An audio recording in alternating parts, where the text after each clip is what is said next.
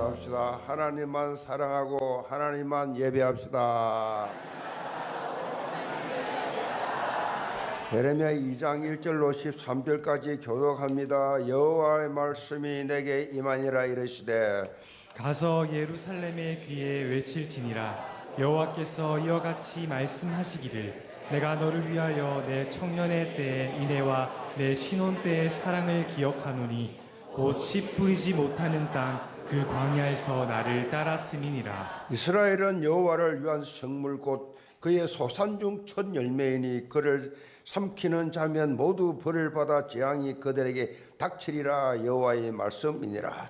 야곱의 집과 이스라엘의 집 모든 족속들아 여호와의 말씀을 들으라. 나 여호와가 이와 같이 말을 하노라. 너희 조상들이 내게서 무슨 불의함을 보았기에 나를 멀리하고 가서 헛된 것을 따라 헛되이 행하였느냐. 그들이 우리를 애굽 땅에서 인도하여 내시고 광야 곧 사막과 구덩이 땅 건조하고 사망의 그늘진 땅 사람이 그곳으로 다니지 아니하고 그곳에 사람이 거주하지 아니하는 땅을 우리가 통과하게 하시던 여호와께서 어디 계시냐 하고 말하지 아니하였도다. 내가 너희를 기름진 땅에 인도하여 그것이 열매와 그것이 아름다운 것을 먹게 하였거늘 너희가 이리로 들어와서는 내 땅을 더럽히고 내 기업을 역겨운 것으로 만들었으며 제사장들은 여호와께서 어디 계시냐 말하지 아니하였으며 율법을 다루는 자들은 나를 알지 못하며 관리들도 나에게 반역하며 선지자들은 바알의 이름으로 예언하고 무익한 것을 따랐느니라. 그러므로 내가 다시 싸우고 너희 자손들과도 싸우리라. 여호와의 말씀이니라. 너희는 기띔 섬들에 건너가 보며 게달에도 사람을 보내 이 같은 일이 있었는지를 자세히 살펴보라. 어느 나라가 그들의 신들을 신 아닌 것과 바꾼 일이 있느냐. 그러나 나의 백성은 그의 영광을 무익한 것과 바꾸었도다. 너 하늘아 이 일로 말미암아 놀랄지어다. 심히 떨지어다. 두려워할지어다. 여호와의 말씀이니라. 같이 읍시다. 내 백성이 두 가지 악을 향하여 곧 그들이 생수에 거는 데는 나를 버린 것과 스스로 웅덩이를 판 것인데 그것은 그물을 가두지 못할 터진 웅덩이들이니라. 아멘. 변질이 아닌 성장이란 제목으로 말씀을 드립니다.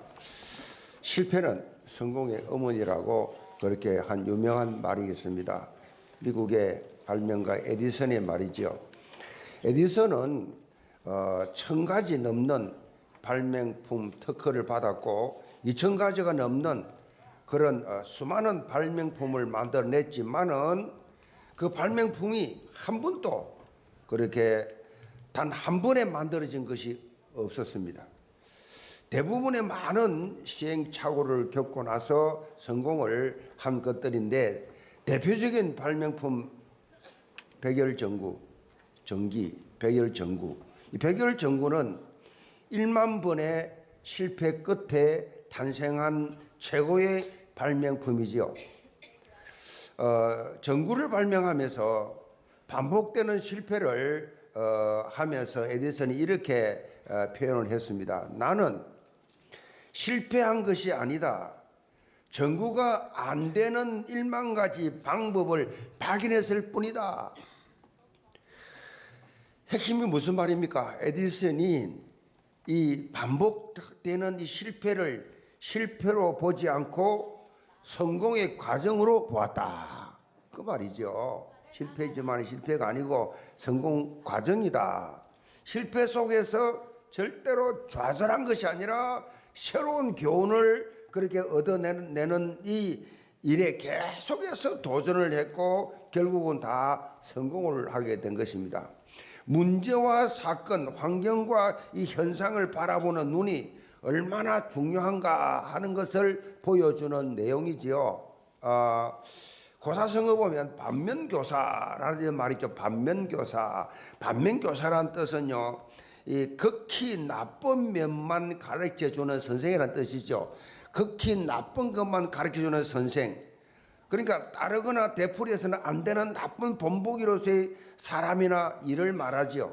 그래서 반면교사로 삼아야 된다라는 것은요, 다른 사람의 이 사건의 부정적인 이 면을 보고 가르침을 얻어서 자신은 절대로 그렇게 하지 않겠다, 올바른 길로 가겠다라고 하는 그런 의미지요. 반면교사로 삼아라. 이 말은 성경에 보면 우리가 본받아야 할 내용들이 많이 있지만은 반면교사로 삼아야 할 내용들이 이 성경에 많이 다양하게 그렇게 성경 속에 기록이 되어 있습니다.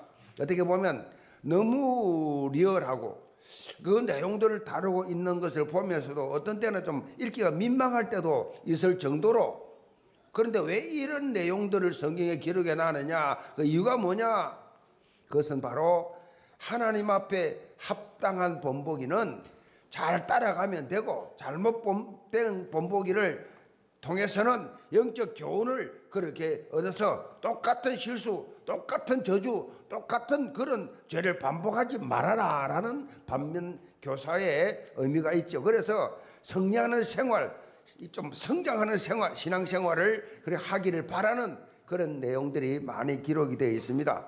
오늘 본문에 보면 반면교사적인 교훈을 얻어야 하는 가슴 아픈 내용이 여기 기록되어 있죠. 하나님께서 많은 민족 중에서 이스라엘 백성들을 그렇게 선택을 해서 구속사 성취에 쓰임받는 민족이 최고의 특권을 하나님이 이스라엘 민족에게 주었습니다.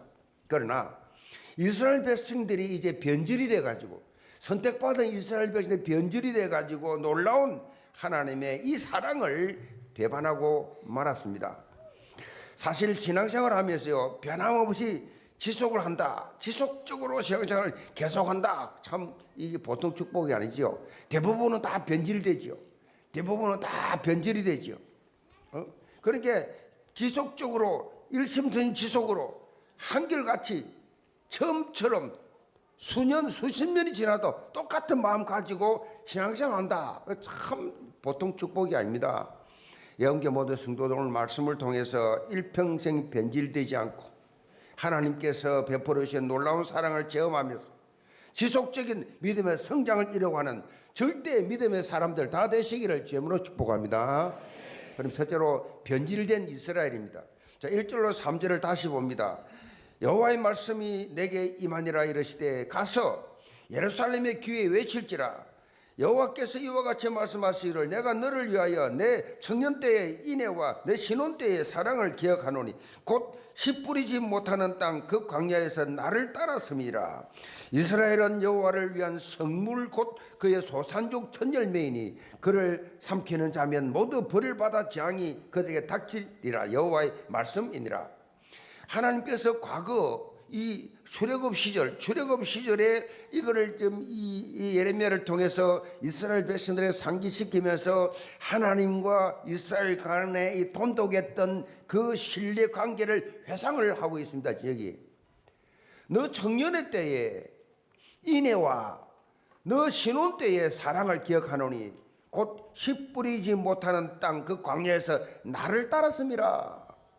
우선적으로 너 청년의 때의 인내를 기억한다 이 말씀하고 있는데, 인내라는 말은 히브리 말로 헤세드랍니다. 헤세드라 말은 언약에 기초한 하나님의 불변적 사랑, 헤세드, 이 의미를 가지고 있죠. 그리고 서로 간에 깊은 우위를 나타낼 때 이 표현을 씁니다. 헤세드, 깊은 우위를 나타낼 때 히브리 말로 헤세드라 그럽니다. 이스라엘 백성들이 출애굽할 당시에 이스라엘은 아직 국가적으로 기틀을 잡지도 못했고 제도 자체도 엉성했습니다. 이스라엘이 출애굽할 당시에 뭐 그럴 수밖에 없지요. 뭐 포로생활 430년 했으니 뭐 무슨 제도가 있겠어요? 뭐 시스템이 있겠어요? 그래서 청년의 때라고 그렇게 표현했죠. 청년의 때들이 사실은 불안정한 시기지요. 방황하는 시기지요. 당시 이들은 순수한 마음으로 마치 중마고처럼 하나님과 깊은 우정을 그렇게 나누었지요. 그리고 신혼의 때의 사랑을 기억하신다라고 말씀하셨는데, 이 시내산에서 하나님과 언약을 맺지요.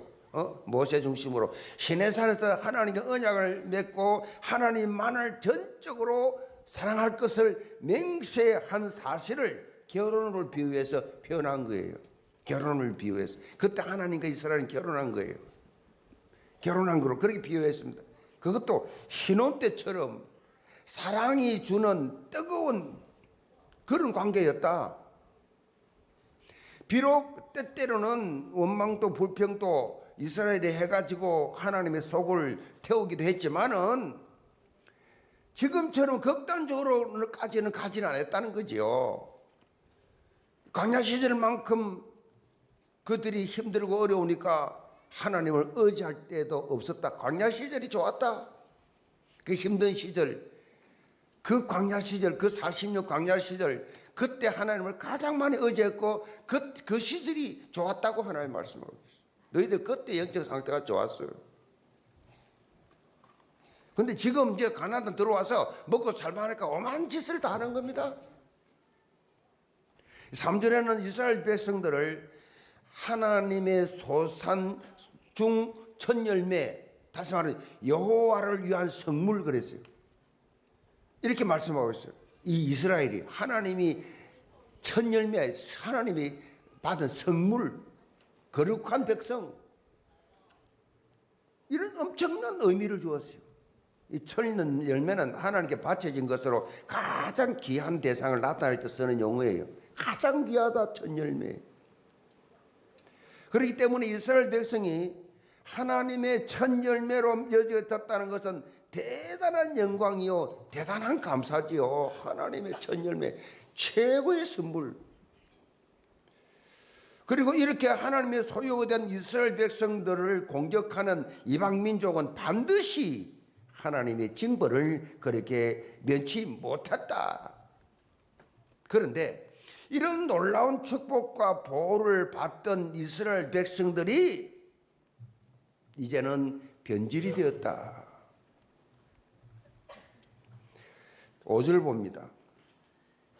나 여호와가 이와 같이 말하노라. 너희 조상들이 내게서 무슨 불의함을 보았기에 나를 멀리하고 가서 헛된 것을 따라 헛되이 행하였느냐. 그들이 우리를 애굽 땅에서 인도하여 내시고 광야고 사막과 구덩이 땅, 건조하고 사망에 그늘진 땅, 사람이 그곳으로 다니지 아니하고 그곳에 사람이 거주하지 아니한 땅을 우리가 통과하게 하시던 여호와께서 어디 계시냐고 말하지 아니하였도다. 내가 너희를 기름진 땅에 인도하여 그것의 열매와 그것이 아름다운 것을 먹게 하였거늘 너희가 이리로 들어와서는 내 땅을 더럽히고 내 기업을 역겨운 것으로 만들었으며 제사장들은 여호와께서 어디 계시냐 말하지 아니하였으며 율법을 다루는 자들은 나를 알지 못하며 관리들도 나에게 반역하며 선지자들은 바알의 이름으로 예언하고 무익한 것들을 따랐느니라.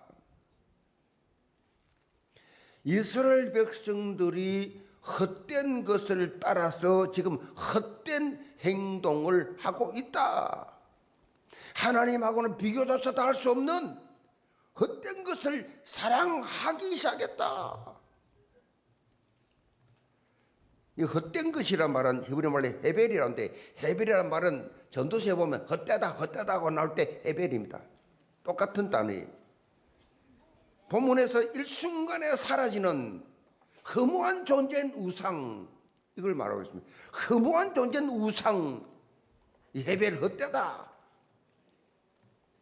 이걸 지금 가리키고 있는 거예요. 이들이 헛된 우상에 빠져가지고 영적으로 백해무익한 삶을 지금 살고 있다라는 것입니다. 심지어 제사장 선지자들이 여호와께서 어디 계시냐 말하지도 물어보지도 않고 바알의 이름으로 예언하고 우상을 숭배를 하고 있는 상태예요. 지금 영적 지도자를 하는 사람들조차도 하나님을 인식하지도 찾지도 아니하고 우상의 이름으로 예언하고 있는, 우상의 이름을 전파하는 처참한 영적 상태에 지금 이스라엘이 빠져버린 거예요. 이렇게 된 근원적 이유를 찾아야 되는데, 유다 백성들이 변질되었던 근본 이유가 어디에 있느냐? 무엇이 이들을 이렇게 만들었느냐? 가장 중요한 것은 이들이 하나님이 주신 언약을 올바로 잡지를 못했어요. 하나님의 말씀을 잡지를 못했어요. 그러니까 자연스럽게 어떻게 돼요? 다음 세대에 문제가 생기지요. 다음 세대에 문제가 생기지요. 아이들에게 언약을 놓쳤으니까 어차피 없으니 언약 전달을 못했지요. 하나님께서 이스라엘 백성들에게 주었던 언약을 이들이 올바로 붙잡고 있었다고 하면 자녀들에게 제대로 심어 주었을 텐데 언약이 없어지니까 그렇게 하지 못하기 때문에 영적 정도를 이탈해 버린 거지. 사실 우리가 신앙생활을 하면서 우리가 지금 펼쳐 나가고 있는 사역 방향도 이 두 가지 맞춰야 돼요. 언약을 붙잡는 삶과 언약을 전달하는 삶. 이걸 잡아야 돼요. 언약을 내가 잡아야, 내가 잡아야 전달할 거 아니에요. 내가 은혜를 받아야 내 가슴속에 각인되어야 다른 사람 말할 거 아니에요. 내가 일단 내가 받아야지. 내가 전달받고 다른 사람에게 전달해야지. 아멘. 내가 붙잡고 전달해야 돼. 사역을 왜 하느냐?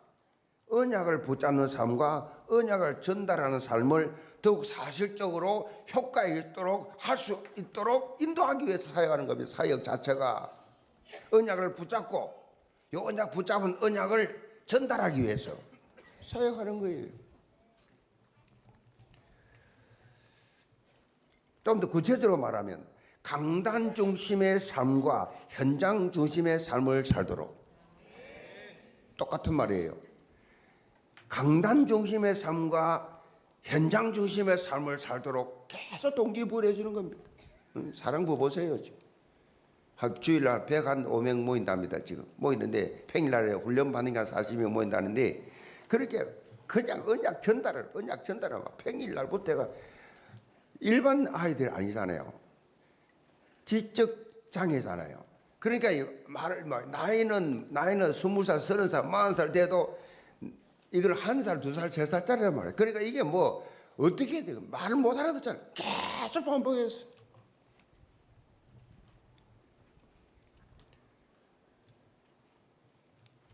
그래서 애가 그러잖아요. 예수님 뭐 되겠어? 내 안에 계셔. 예수님이 내 안에 계셔. 그 애들 거짓말 할 줄 모릅니다. 쇼할 줄 모릅니다. 꾸밀 줄 몰라요. 정상 애들은 없어도 있는 척 하지만 그 애들 그런 거 없다니까. 애들은 내 안에 계셔. 성공한 거예요. 구원받은 거예요. 사단이 예수 영접 못하도록 정신을 또라이를 만들어놨지만 이게 돌게 만들어놨지만 우리 선생들이 집어넣어 놓으니까 영적 싸움이다. 영적 싸움. 최고의 영적 싸움이 사랑 거예요. 복음 못 듣도록 우리 농인들은 수화를 통해서 복음을 믿도록 복음 못 듣게 하니까 복음을 수화를 통해 복음 믿도록 멀쩡한 사람들도 복음을 안 듣는단 말이에요. 안 들린단 말이에요. 교회 앉아 있으면서 예배 드리면서도 하나도 기억 못해. 말씀을 붙잡고 말씀 전달해야 되는데 붙잡은 게 있어야지. 전달이 안 되지. 그러면 삶은 어떻게 됩니까? 삶은 망가져 버리죠. 불신자보다 더 비참하게 돼 버리죠. 불신자는 사단 안 건드리니까, 신자만 건드리니까 사단이. 그러니까 완전히 비참해져. 강단 중심의 삶과 현장 중심의 삶, 이 두 가지가 다 여러분이 돼 있어야 돼요.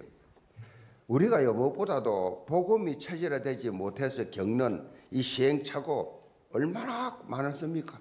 복음이 체질이 안 돼가지고, 복음이 안 돼가지고 혈기 그 오기, 자존심, 이 내면에 있는 상처들이 수시로 문제만 오면 튀어나오잖아요. 그게 무슨 복음이 있습니까? 복음이 없잖아요. 복음으로 그냥 다 그걸 복음 체질에 되면 그걸 복음으로 이해하고 사람이 순간적으로 욱해도 이 복음으로 그렇게 복음으로 받아들이고 복음 체질이 돼야 되는데 그게 안 되면 엄청난 문제가 생기잖아요.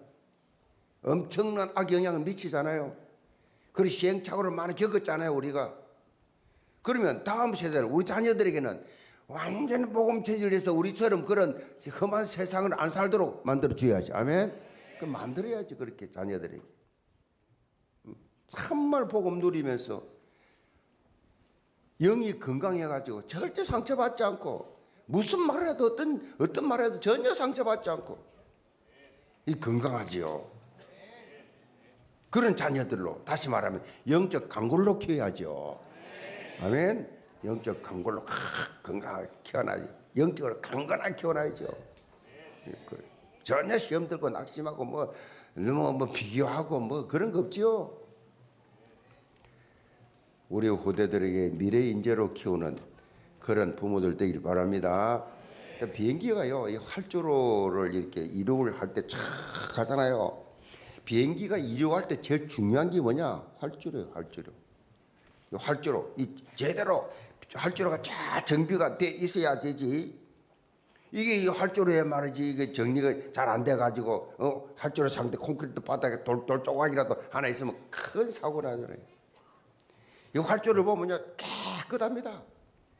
늘 그 관리하거든요. 비행기를 이렇게 해야 되니까.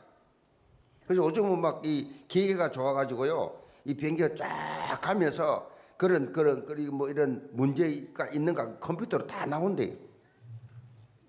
최첨단 시스템이 다 갖춰져 있어가지고 이런 물체들을 다 찾아낸대요. 제가 왜 이 말씀드리냐? 비행기가 잘 정비된 활주로를 힘차게 비상할 수 있도록 우리가 할 일이 뭐냐? 영적 활주로를 잘 만들어줘야 돼. 우리 후대들에게 마음껏 비상할 수 있도록 그 영적 활주로를 쫙 우리 교회가 그걸 만들어줘야 돼. 이사야 62장 10절에 보면 백성이 올 길을 닦고 큰 길을 수축하고 돌을 제어하는 역할을 해라. 우리가 돌을 제어하는 역할을 해. 걸림이 없도록 그 역할을 우리가 해줘야 된다. 특별히 교사들, 직분 맡은 분들 전부 이 사명 가져야 돼. 철학자 프란시스 베이컨이 이런 말했어요. 부모들은 자녀들이 어떤 길로 가기를 바라고 교육을 시키려고 하면 부모가 먼저 그 길을 가야 한다. 무슨 말입니까? 우리 부모가 먼저 뭐요? 복음 체질돼야 돼요. 율법 체질되면 안 돼요. 복음 체질돼야 돼요. 복음 체질은 절대 부정적이지 않지요. 복음 체질은 긍정적이죠. 복음 체질은 뭐든지 주 안에서 I can do it이죠. 그건 할 수 있다. 복음 안에서. 자, 우리 후대가요 그것을 제대로 따라오도록 우리 영교회 모든 성도들 모두가 다 언약적 플랫폼 되기 바랍니다. 언약 플랫폼 다음 세대들이 영적 활주로 역할을 잘 그렇게 할 수 있도록 언약 붙잡은 믿음의 도전이 계속되어서 우리 하나님이 우리 교회를 여러분을 통해서 예배해 놓으신 약속의 땅을 차지하는 정거했길 바랍니다. 그래서요 자작순손이 적과 꿀에 흐르는 부요를 체험해. 지난주에 제가 이렇게 아블란의 중고등학교 학교를 우리 교회가 결국은 맡게 됐다고 그렇게 이야기하면서 그렇게 이제 했는데 우리 장로님 한 분이 마음에 감동을 받고 오늘 찾아왔어요. 아블란 운영에 대해서 그걸 위해서 헌신하겠다고. 너무 감사하죠. 그 부분에 대해서 헌금을 들고 왔어요. 역을 들고 왔어요. 그럼 1년을 그 학교를 운영할 수 있는 경비가 되는 겁니다. 지금 당장 3월달까지부터 못 냈다고 3월달부터 빨리 좀 달라고 할 정도로 지금 학교가 그런 상황이란 말이에요. 그래서 우리 교회 모든 서류 모든 것을 교회로 이름까지 다 이제 여운을 해서 그렇게 정말 우리 교회 운영하는 그런 학교. 이제 그래서 하나님이 문 열어 주신데도 그냥 하나님이 선물로 주는 걸 믿음으로 받고 전 세계에 학교를 세우고 아멘. 교회를 세우고 선교사를 파송하고 내가 축복받을 이유잖아. 이유. 내 사업이 잘 될 이유가 그 하나님 앞에서 우리 후대들 위해서 자사손손이 적과 꿀이 흐르는 하나님의 보혈을 체험하는 연 가족들 다 되시기를 제물로 축복합니다. 두 번째로 싸우시는 하나님이십니다. 9절입니다. 그러므로 내가 다시 싸우고 너희 자손들과도 싸우리라. 여호와의 말씀이니라. 하나님께서요, 변질된 이스라엘 백성들과 싸우시겠다고 말씀하세요. 여기서 싸운다 이 말은요, 히브리 말로 리브라고 합니다. 리브, 논쟁하다, 소송을 걸다. 그건 법적 용어지요. 리브, 법적 용어예요. 하나님께서 변질된 이스라엘 백성을 고소하겠다는 겁니다. 피고로. 무슨 말입니까? 이제는 내가 너희들 신사적인 방법으로, 인격적 방법으로 이스라엘 백성들을 대하지 않고 심판으로 징계하겠다. 그러면서 13절에 이들이 범한 죄악의 내용을 크게 두 가지로 말씀하고 계세요. 하나는 생수의 근원이신 하나님을 버린 것과, 또 하나는 물을 가두지 못할 터진 웅덩이를 판 것 그랬어요. 하나님을 버린 것과 터진 웅덩이 판 것. 여기서 터진 웅덩이란 말은요, 헛되고 무익한 우상입니다. 우상은 여러 가지입니다. 형상 우상, 부처 우상, 마리아 우상, 형상 우상이 있지만은 무형 우상도 많아요. 지식 우상, 물질 우상, 명예 우상, 그런 자기 생을 바쳐서 하고 싶어하는 그다 우상이에요. 여러분은 어디다 생을 걸려고 합니까? 어디에 인생에 올인하려고 합니까? 터진 웅덩이, 이따가 없어질 것, 이상의 서론적인 거기에 생을 걸고 사는 게 불신자들이 하는 짓입니다. 구원받은 하나님의 자녀는 영원한 것에 올인하는 것입니다. 한마디로 이들이 하나님을 떠나서 우상 숭배한 것이 하나님 앞에 최고의 범죄라는 것입니다. 우상 숭배가 최고의 범죄요. 하나님보다 더 사랑하는 것, 하나님보다 더 의지하는 것, 그게 우상이요. 그것이 돈이면 돈이 우상이요, 그 사람에게. 그것 때문에 아무것도 안 돼요. 그 우상 때문에 아무 은혜도 안 되고 아무것도 못 해요. 돈이 우상인데 헌금하겠어요? 생색은 되겠지, 생색은. 하나님 앞에서 지금 이스라엘 백성들은요, 하나님 앞에서 이 터진 웅덩이, 무익한 우상에 올인해 버렸어요. 이것이 하나님 앞에 최고의 범죄예요. 19절에 보면 너 하나님 여호와를 버림과 너 속에 나를 경험이 없는 것이 악이요 고통인 줄 알아라. 하나님을 경외하는, 하나님을 예배하는 것, 하나님을 알아가려고 하는 것, 하나님을 위해서 이게 없다. 너 속에 나가 없어. 그 자체가 너는 고통이야. 왜 불평합니까? 왜 불만합니까? 왜 기쁨이 없습니까? 왜 감사가 없습니까? 우리 사랑꾼이 이렇게 감사하자고 난리를 치는데 왜 감사가 없습니까?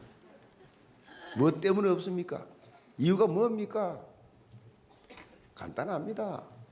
세상 욕심이 많았어. 세상 것이 너무 그리웠어. 세상 것을 가지고 싶었어. 그것이 들쳐가지고 계속 불평불만하고 터진 웅덩이. 그게 무슨 말입니까? 인간의 최고의 범죄는 뭐냐? 하나님이 없다라는 것입니다. 하나님 왜 없냐? 내가 하나님이라는 것입니다. 나 중심이 나 중심. 내가 내 생각이, 내 말이, 내 가치가, 내 인생, 내가 나 중심이에요. 살겠다는 것입니다. 하나님 필요 없다는 거죠. 뭐 필요하면 뭐 날 도와주든지 없어도 되고. 이 불신자지요. 내가 내 인생의 주인이라. 이게 뭐요? 이 사상이 뭐요? 뿌리 내린 것이 뉴 에이지 아닙니까? 너가 하나님이요. 교회 그거 다 속이는 거야. 너가 중요한 거야. 너가 하나님의 형상으로 지음받은 인간은 하나님이 인생의 주인이 되어야만이 참된 행복이 있어요. 하나님, 내 주인은 하나님이시. 그때 행복이 오는 겁니다. 나를 내려놔야 돼. 고집이 세다. 주장이 막 대화가 안 된다. 내가 하나님. 하나님을 모신 사람 절대 그러지 않습니다. 아무리 자기 조실적 삶을 살고 육신적인 만족을 채워보려고 해도 그것은 결국 터진 웅덩이. 밑 빠진 독이요. 부어도 만족이 없어요.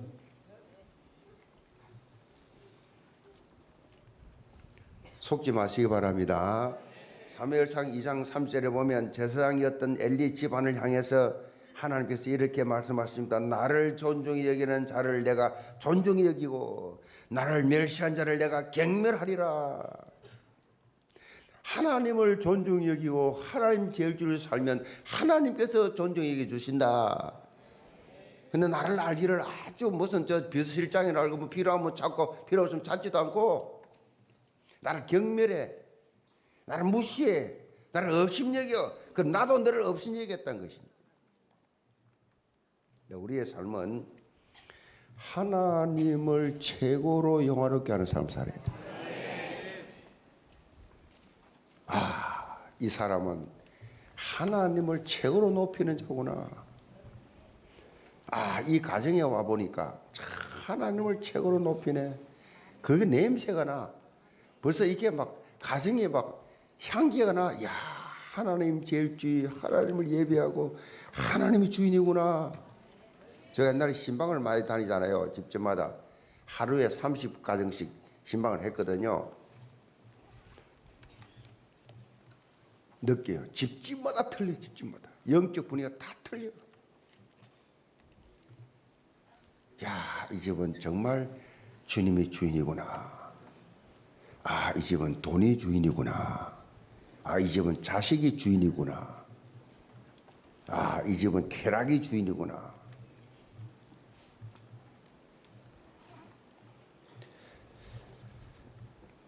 하나님을 최고로 기쁘게 하는 삶. 우리가 그렇게 삶을 살면요, 하나님을 높이면요, 내가 존귀한 자 돼요. 하나님께 만들어 주신다. 나를 높이라. 그럼 내가 너를 높여줄게. 하나님 중심 돼야 돼요. 나 중심 되면요, 하나님 계속 경멸하신다. 특별히 우리의 삶의 방향이 어디에 맞춰져야 되느냐? 영혼 살린 데 맞춰져야 돼요. 최고입니다. 최고. 영혼 살린 데. 이래 살면요, 절대로 변질되지 않습니다. 영혼 살리는 거. 전도서도 말한다고 전도하는 게 아니에요. 전도 안 해요. 실제로 전도하는 사람 전도 소리 안 해도 전도해요. 그래서 전도 말하는 교회 치고 부흥되는 교회 없어요. 전도란 말 없어야 교회 부흥돼. 아멘. 그래서 전도 말 안 할 거요. 부흥돼야 되더만. 아멘. 그래 돼야 돼요. 부흥대를 전달할 거 없어요. 그래서 교회 부담 안 주려고 우리 교회 저 담임 목사로서 안 주려고 헌금 시간도 없어요. 모든 예배도 세련되게 아주 짧게 빨리 팍 끝내고 뭐 신경선이 없도록 어떻게 하면 성도들 은혜 받을까? 어떻게 하면 성도들이 예배 성공할까? 그래서 말이지요. 이 막 금요일 또 막 찬양대도 이거 매 특송 이거 하는 게 이게 뭐 오늘 좋잖아요. 좋은데 이게 또 매주 하면 기도에 방해된다 그래서 기도 시간 짧다 그래서 없어. 그러고 자 그러면 기도만 해야자. 이래가 지금 한 달에 한 번 하는 거예요. 한 달에 한 번. 매주 할 수 있는데 그걸 은혜 받는데 그것이 방해될까 된다는 말도 있고 뭐 너무 기도 시간 짧다 그래서 이거 없애고 기도 길게 하자. 그래서 지금 기도 시간 하는데 이것이 또 어느 정도가 또 이 성도들이 원하는 건지 매주 하는 게 좋은지 안 좋은지 주일 또 말이죠. 찬양 하나다. 찬양을 예배 전에 우리가 이 찬양을 좀 부르다가 영포커스를 하고 그다음에 이렇게 예배 드리고 예수 누워서 그건 내면 좋겠는데 이거 영포커스가 들어서 어쩌고 저쩌고 뭐 찬양을 이거 어떻게 생각하는지 엄청 고민합니다. 그럼 지금 우리 미래기획팀에서는 이거를 앙케이트 낼 거예요. 여러분이 앙케이트를 보내가지고 금요 심야 기도회 때 여러분이 예배 드리면서 느낀 거 어느 것이 좋고 어느 것이 안 좋고 주일날 예배 드리면 어느 것이 좋고 안 좋고 이런 것들을 앙케이트 받아서 여러분이 어떻게 하든지 간에 예배 성공하도록 아멘. 그래서 은혜를 받아야지 말씀을 받아야 전할 거 아니에요. 말씀이 안 들어오는데 어떻게 전합니까? 어떻게 그렇게 하나님이 가장 기뻐하는 영혼 구원의 주인을 선임 받겠어요? 그래서 우리는 영적 거룩한 고민을 무지무지합니다. 어떻게 하든지 간에 사단은 은혜 못 받게 하니까. 어떻게 하든지 간에 졸다 가도록 어떻게 잡생각하다 가도록 교회만 들락 날아가도록 만들어가지고 변화되지 않도록 성장하지 못하도록 계속해서 부패하도록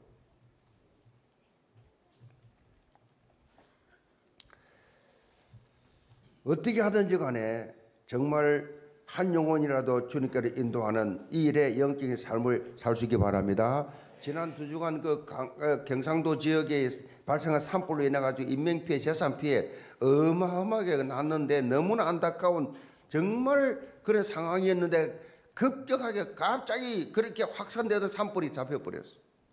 갑자기 왜 잡혔냐? 비 때문이었어.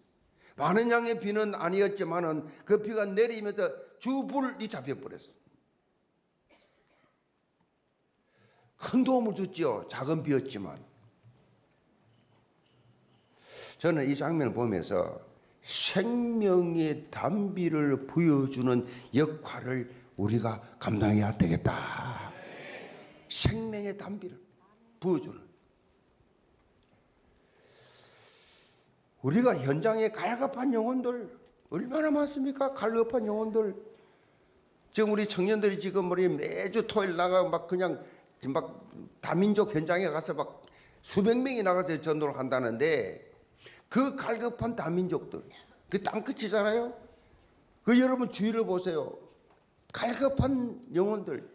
솔직히 사랑부 우리 저 부모들이 볼 때 사랑부 있는 자녀들 얼마나 많아요. 그 얼마나 지옥까지 삽니까? 그들을 단비를 주시 바랍니다. 단비를.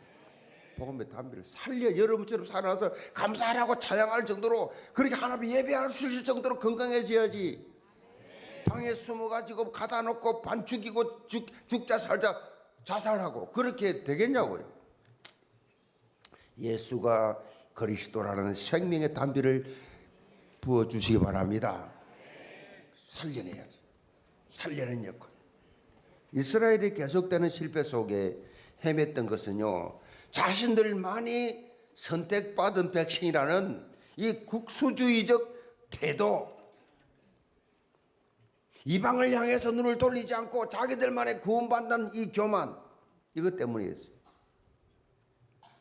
우리도 마찬가지예요. 나 하나 신앙생활 하기도 힘든데, 그러면서 현장에 죽어가는 영혼들 눈 돌리지도 않아요. 관심도 없어. 지옥 가든지 말든지 나만 구원받으면 되지 뭐. 그러니까 동일한 실패로 빠진단 말이에요. 고인물은요 썩게 되지요. 고인물은 썩게 되지요. 변질되지요. 교회가요 선교, 전도, 생명 살리는 이 일에 여러분 쓰임받지 못한 교회는 썩어버려요. 그래 세계 한교회 그것 때문에 안에서 누가 전도 선교 모릅니까? 안 됩니다. 안 합니다. 그 모여 저끼리 모여 썩어. 영계모세 성도들 여러분 자신은 예배 성공해서 현장 살리시 바랍니다. 그렇게 변질되지 않고 지속적인 연적 성장을 할 수 있는 것, 이 축복 다 받아 누리시기를 주님으로 축복합니다. 결론입니다. 이런 말이 있습니다. 사람들의 마음에 하나님을 두려워하는 것이 죽어버렸다. 그러나 새로운 두려움이 그 자리를 차지했다. 바로 모든 것을 두려워하는 공포다. 그래. 모든 것을 두려워하는 공포. 의미 있는 말이죠. 이스라엘 백성들의 마음에 하나님을 두려워하는 것이 죽어버렸기 때문에 새로운 두려움이 그들 마음속에 생겼어요. 그러니까 이 두려움을 떨쳐버리고 이 공포를 떨쳐버리기 위해서 찾은 것이 뭐냐? 우상이에요. 그런데 이것은 진정한 문제 해결이 될 수가 없지요. 오히려 각종 영적 문제, 정신 문제, 육신 문제에 빠져가 유리방황하게 돼 버렸지요. 모든 것이 이제는 공포에 사로잡힌 삶을 살게 됐어요. 불안한 삶을 살게 된 겁니다. 평안이 없어요. 감사가 없어요. 기쁨이 없어요. 사실 하나님을 두려워한다는 것은요, 무서워한다는 게 아니잖아요. 하나님을 두려워한다는 말은 경외한다는 말이에요. 경외한다. 하나님의 주권과 영광을 인정하고 경건한 공경심으로 하나님을 바라보는 것, 여호와 하나님만이 유일한 참 하나님심을 인정하고 하나님의 뜻과 계획을 이루는데 올인 집중하는 것이다. 이것을 하나님께서 가장 기뻐하십니다. 신명기 4장 24절에 보면 하나님은 질투하는 하나님이라고 밝히고 있습니다. 질투하는 하나님. 하나님이 왜 싸움 상대도 안 되는 인간을 대상으로 싸우신다고 표현했느냐? 뭐 싸웁니까? 인간하고 왜 싸웁니까? 그만큼 선택받은 이 우리를 최고의 관심과 사랑의 대상으로 보겠다는 거지요. 선택받은 하나님의 자녀를 사랑의 대상으로. 다시 말하면 하나님의 최고의 관심사가 누구냐? 저와 여러분이에요. 선택받았기 때문에, 택함받은 하나님 자녀이기 때문에, 하나님을 아버지라 찾기 때문에 하나님의 최고의 관심사가 저와 여러분이란 말이에요. 이런 하나님의 애끓는 사랑을 조금만이라도 느낀다고 하면 우리는 변질될 수가 없어요. 변질될 수가 없어요. 하나님의 그 마음, 그 사랑을 조금만 더 깊이 생각한다면 변화의 자리로, 성장 자리로 계속해서 올라간다. 음식은요, 두 종류가 있죠. 음식이 오래되면 아주 맛있게 발효가 되는 음식이 있고 오래되면 부패되는 음식이 있죠. 여러분은 영적으로 교회를 수년, 수십 년 다니면서 지금 발효가 되고 있습니까? 부패되고 있습니까? 많은 사람들의 처음 마음과 다르게 자꾸 그렇게 사람이 변질돼 가지고 부패해버려. 처음 마음이 아니야. 처음에는 안 그랬어. 이스라엘도 안 그랬어. 처음에는. 자꾸 시간이 갈수록 사람이 부패돼 버려. 영계 모든 성도들 삶 속에 하나님의 사랑을 결코 잊지 마시기를 바랍니다. 마치 첫사랑하는 것처럼, 첫사랑처럼 교회 나올 때마다, 하나님 앞에 나올 때마다 설레이시 바랍니다. 설레야 돼요. 저는 이렇게 개척하고 지금까지 40년 가까이 돼도 지루하다 느낀 적이 한 번도 없어요. 청년 때부터 지금까지입니다. 청년 때부터 지금까지 지루하다 한 번도 없어요. 목회하고 매일 설레. 교회 나올 때 내가 이 설교하기 직전까지 면담합니다. 면담. 막 흘려볼 때 막 뛰어옵니다. 막 설레이는 마음으로 막. 왜 면담 금요일만 하니까 쫙 그냥 평일날에는 막 교단하고 뭐 이게 막 요즘 얼마나 만남이 많은지. 그래도 다 감당합니다. 능히 감당하게 하시리라. 설레이시 바랍니다. 그래야 썩지 않습니다. 그래서 지속적인 변화와 성장 자리로 나갑니다. 약속 땅을 차지하는 언약 성취의 주역들 다 되시기를 점으로 축복합니다. 자, 주신 말씀 생각하고 우리 기도하겠습니다. 하나님 앞에 자 변질이 아닌 성장이라 그랬습니다. 오늘 말씀이 하나님이여 변질되지 않고 성장케 하여 주옵소서. 이스라엘 백성들이 변질되었습니다. 변질됐어요. 우리가 이걸 반면교사로 삼아야 돼요. 이렇게 변질돼 버리면 엄청난 손해입니다. 후손 본인은 말할 것도 없고 자식들까지 다 가문이 다. 그러니까 이게 좀 실패와 성공의 우리 어려움이 있다 할지라도 지금이 어려움이 있어도 에디슨처럼 이 과정 속에서 하나님 다 응답 주시기 위해서 이 모든 행동하게 하시기 위해서 하나님 주시는 과정이다. 말씀 붙잡으시 바랍니다. 싸우시는 하나님의 최고의 관심과 사랑으로 우리를 바라보고 계신 하나님인데 우리 마음을 하나님께 향해야지 하나님을 향하지 않으면 변질되어 버려요. 우리 하나님을 늘 향하면 날마다 변화와 성장이 일어나죠. 하나님이 우리 내 자신과 우리 가족이 다 영적 강골이 되게 하여 주옵소서. 우리 삶 후손들을 위해서 우리 교회가 영적 활주로를 멋있게 만들어 놓아서 우리 후손들이 힘차게 비상할 수 있도록 하나님 우리를 사용하여 주옵소서. 나라를 위해서 기도해야 됩니다. 탄핵이 됐습니다. 하나님은 기도하는 우리의 기도를 들으시고 모든 것 합리화가 선이 이룰 줄로 믿습니다. 기도하실 때에 하나님께 어떻게 기도하느냐. 하나님 이 나라 지도할 지도자 첫째로 하나님을 두려워하는 하나님 앞에 예배하는 자가 세워지게 하여 주옵소서. 여러분 국회의원들 중에도요 여러분 장로님들 많아요. 장로님들 많습니다. 제가 알기만 해도 제가 국회에 가서 설교할 때 나를 인도한 분이 그 장로님이세요. 장로님이 인도하시고 어느 교회나 울산의 어느 교회라 장로 그 총회장은 그 합동체 총회 이번에 만나보니까 합동 그 자기 장로래. 그러니까 그런 분들이 지금 다 있다니까요. 하나님을 진짜 가짜 말고 쇼하지 말고 진짜로 하나님 앞에 예배하면서 하나님을 두려워하면서 하나님의 지혜를 구하면서 하나님께서 주시는 그런 지혜로 나라를 치료할 수 있는 솔로몬 같은 그러한 하나님 우리 지정자들이 세워지게 하여 주옵소서. 주여 기도하겠습니다. 주여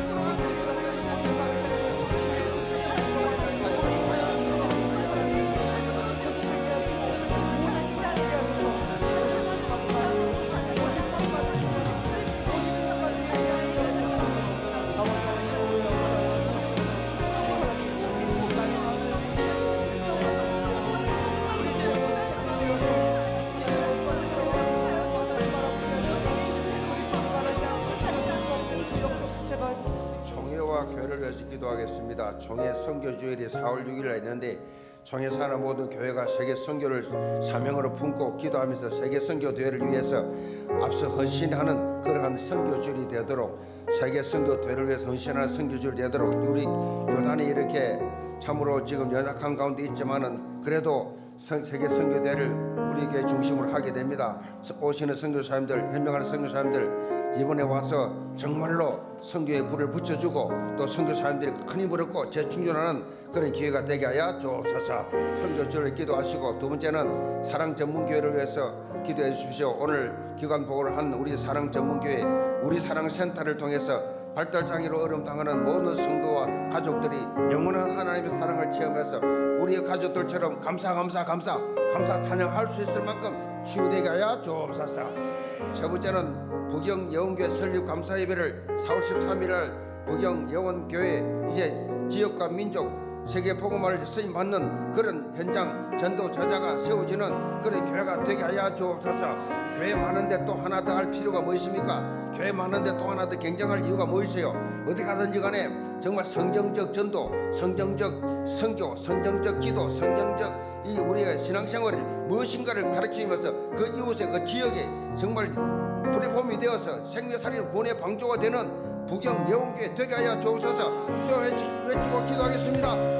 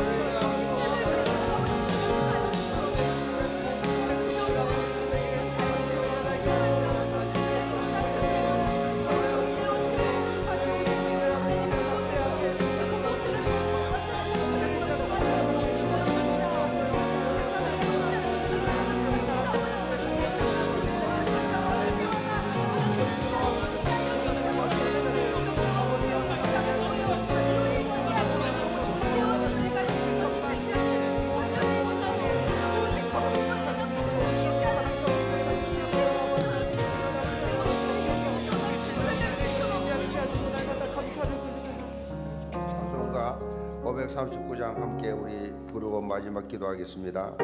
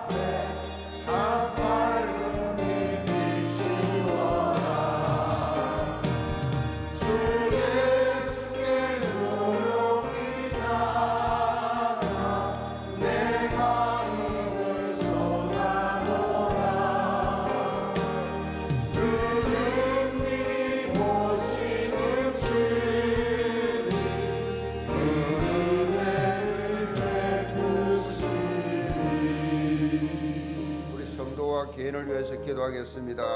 우리 예원교회 환우들이 92명이십니다. 암환자 65명, 중증 환자 27명이십니다. 박병기 주사님 뇌출혈로 지금 누워 있습니다. 김춘하 주사님 뇌출혈 부부인데 뇌출혈 부부가 같이 넘어졌어요. 그래서 지금 김춘하 지사님은 2001년도에부터 자주 뇌출혈이 되어서 지금 퇴원했지만은 인지 능력이 아주 상실됐답니다. 여러분이 박병기 지사님과 김춘하 지사님의 회복을 위해서 기도해 주시기를 바라고, 암 환자 65명에서 기도해 주시기 바라고, 중증 환자 27명을 위해서 환자들 위해서 기도하라고 말씀했습니다. 하나님께서 이들을 치료하시는 여호라파 하나님 찾아서 안수하시고 치료하여 주옵소서. 여러분 각 가정 기도 제목 세 가지를 가지고 기도하시되, 여러분이요 기도하면서 깊은 기도 하나님의 중심을 다해서 진심으로 하나님 부르짖고 기도하는 유일한 일주일에 한 번 아닙니까? 이 시간에 하나님의 간절한 마음으로 여러분 개인기도 시간 구애받지 말고 자유롭게 간절한 마음으로 기도하고 가는데, 간절한 마음으로 우리 주여 외쳐 기도하겠습니다. 주여